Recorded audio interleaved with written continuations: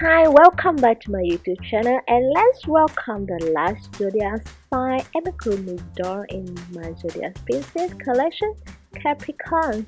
Now you can see all 12 princes are here, and the last pattern in the collection is there in online shop as well as the other 11 princes.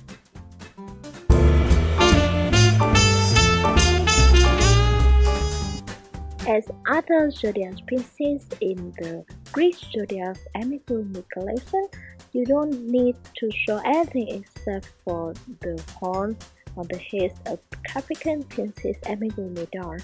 The doll is crocheted from the tail to the top, and everything connect together. You can use glue to glue the hair or to show something there. Okay, and also the top can be movable. You can like this. It's so fun to play with on the outfit for Zodiac Amigurumi princess. You can mix and match them together and have fun.